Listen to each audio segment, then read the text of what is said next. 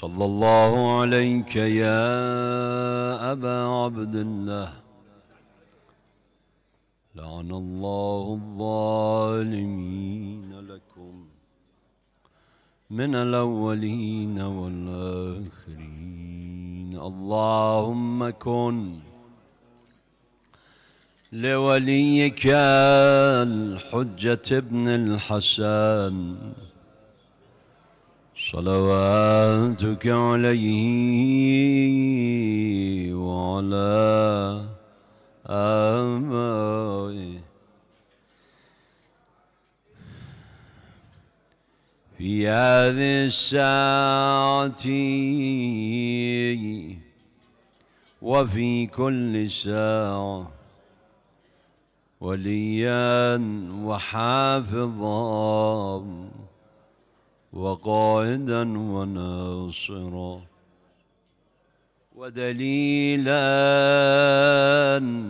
وعينا حتى تسكنه أرضك طوعا وتمتعه فيها طويلا. اللهم قال لقمان لابنه من نصائح لقمان الحكيم ما يناسب هذه الليلة، ليلة أبي طالب والد أمير المؤمنين علي بن أبي طالب.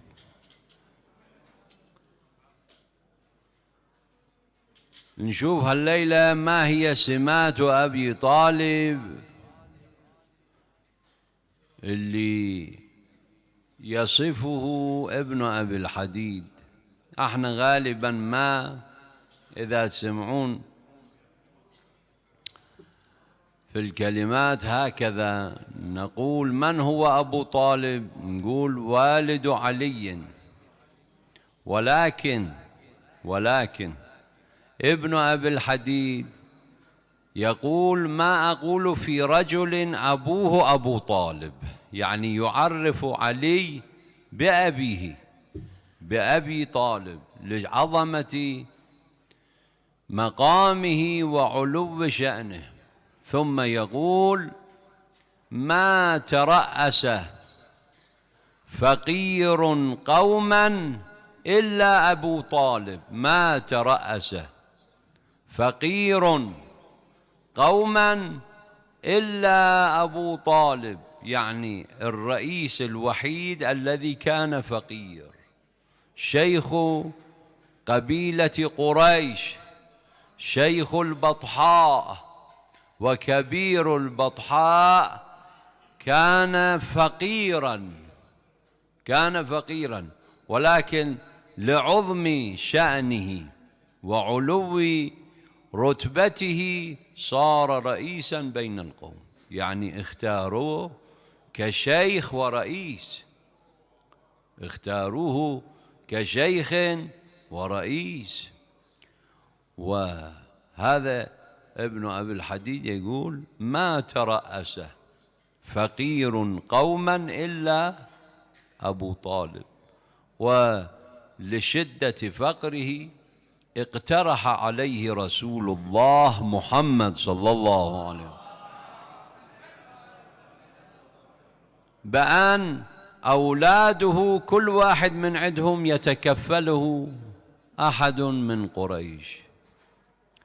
فالنبي تكفل عليا لثقل حاله لشدة حاله، تكفل عليا، وحمزة تكفل جعفر.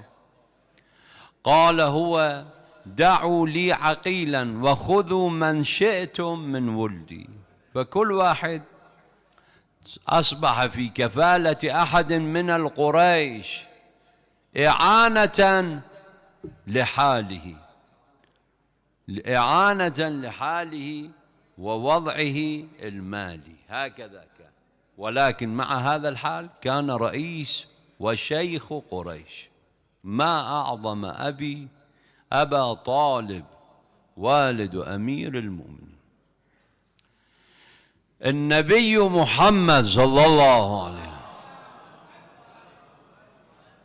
يقول: رأيت في العرش رأيت 4 أنوار، فسألت ربي فقلت: يا رب، لمن هذه الأنوار؟ هذه الأنوار 4. قال: هذا نور عبد المطلب جدك، ونور عبد الله أبيك، ونور عبد الله أبيك، ونور أبي طالب عمك، ونور في هذه الرواية هكذا، في هذه الرواية: ونور أخيك طالب، ونور أخيك طالب، يعني ابن أبي طالب، ابن أبي طالب. فسأل النبي محمد صلى الله عليه وسلم قال: يا إلهي، بم نالوا هذا المقام الرفيع، هذا النور، بماذا نالوه؟ عليكم بالله، هذه الرواية من أحوج ما نحتاج إليها في زماننا هذا، ولكن مع الأسف ما أدري واحد شو يقول.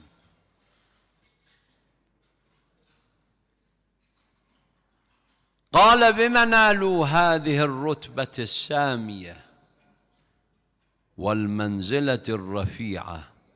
قال الله تعالى: لكتمانهم الإيمان ولإظهارهم الكفر. هذول كانوا يعيشون في زمان شنو؟ تقية، يعيشون في زمان في ظروف التقية مع المشركين لشدة تقيتهم.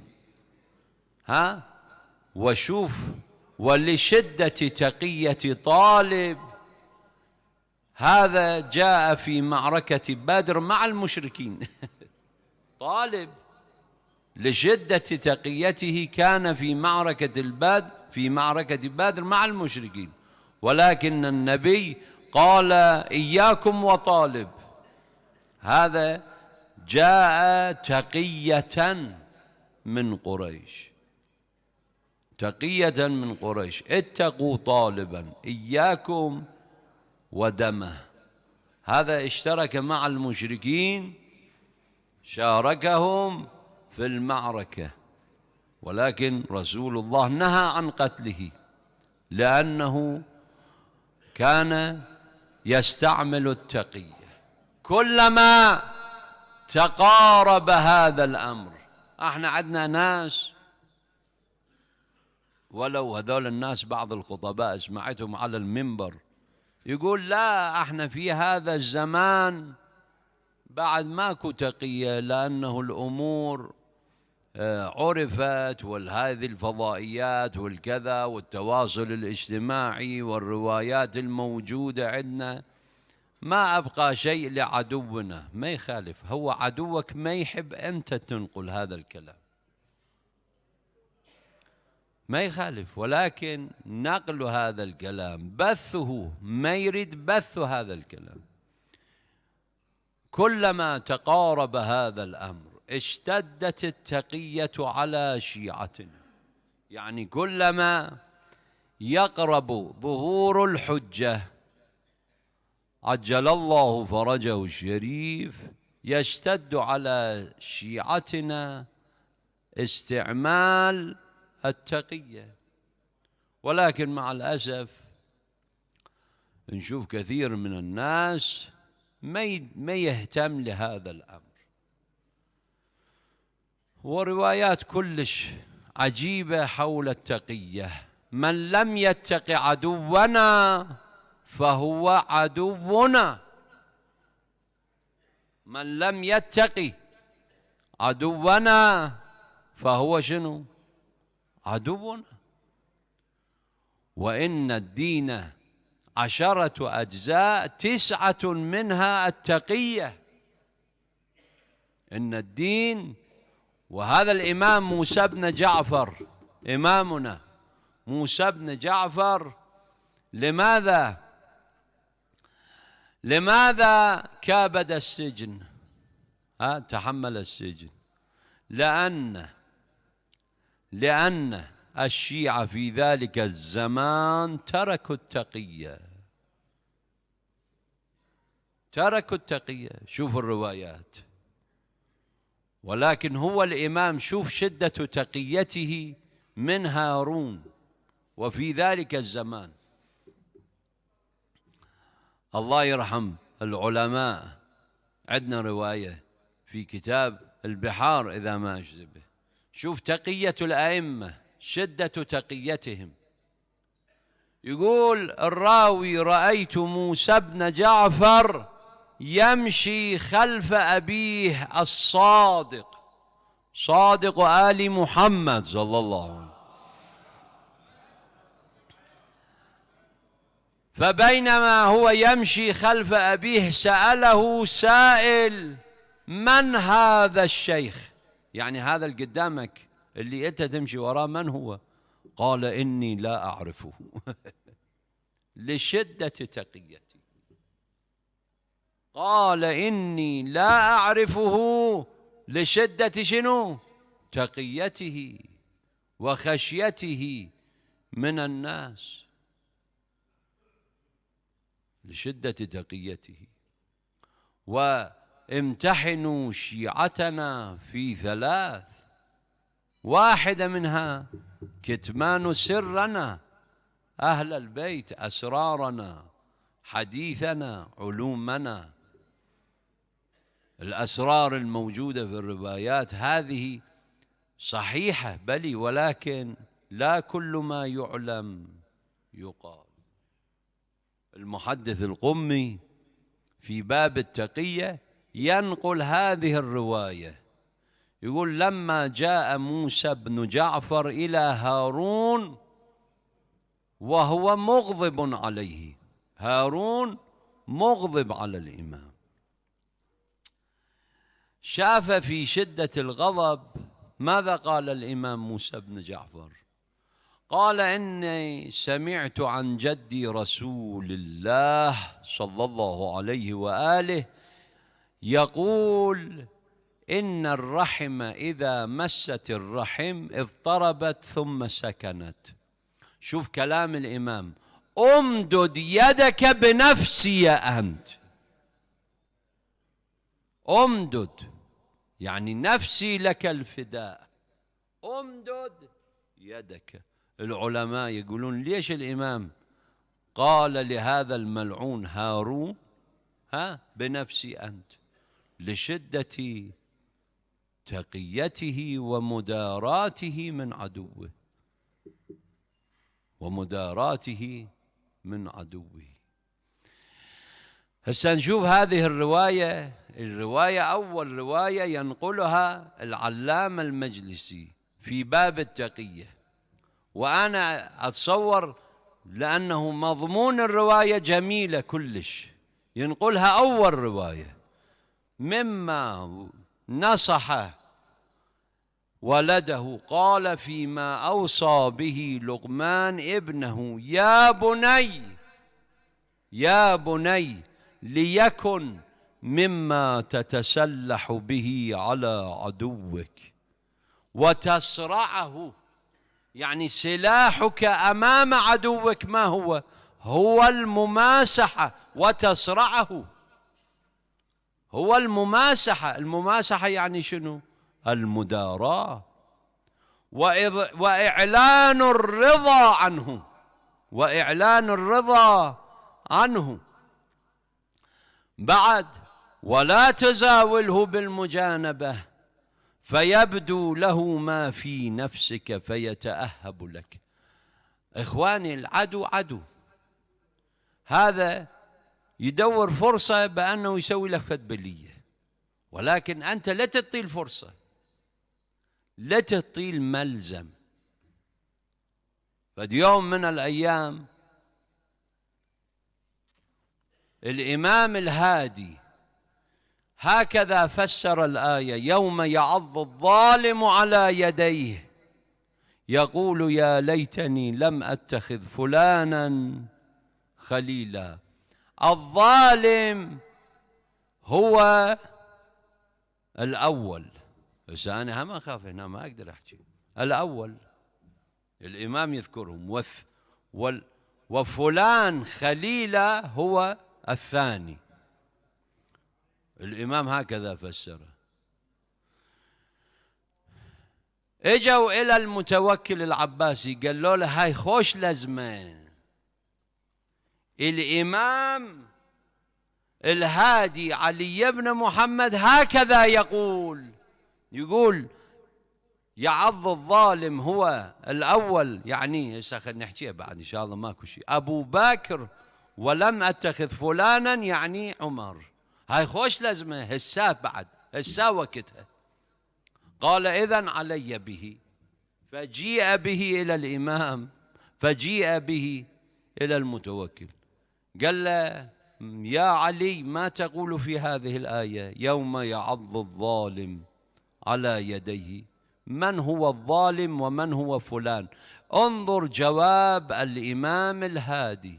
قال إن الله كنا فكيف أكشف ما كنا. الله يتكلم في القرآن بالكناية والمداراة، فكيف أكشف ما كنا ودارا. النبي محمد صلى الله عليه وسلم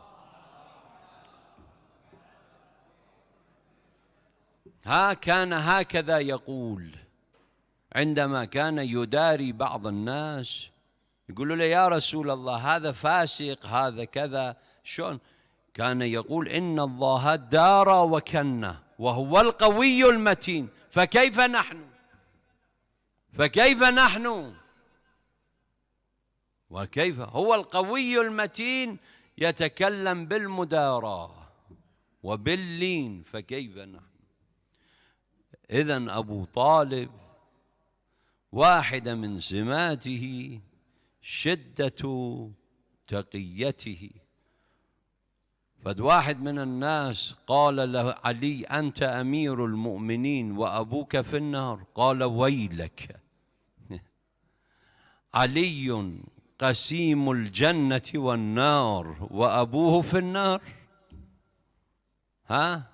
علي، فوالله لو وزن إيمان أبي طالب بإيمان الناس كلهم لرجح إيمان أبي طالب. اللهم شوف لشدة تقيته في مثل يوم غد اجتمعت الطائفتين المسلمون والمشركون ليحملوا جنازة أبي طالب. المشركين قالوا أبو طالب منا، والمسلمون كانوا يقولون أبو طالب منا.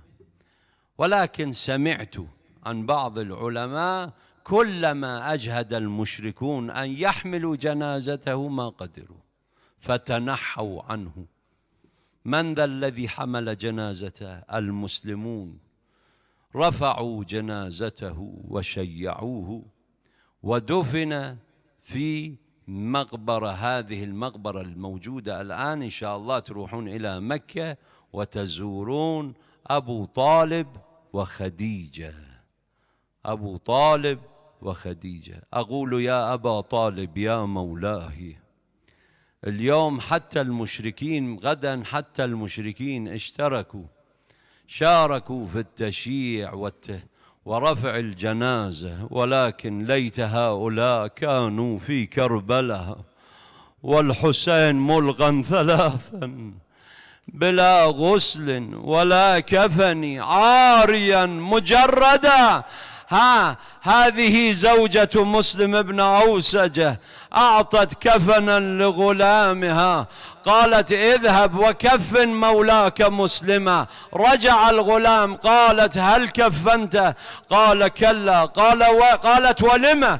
قال كيف أكفن مسلما ورأيت الحسين عاريا، ورأيت الحسين مولاه عاريا ملقا على الرمضاء. فأتت إليه زينب فرأته مكبوبا على وجهه.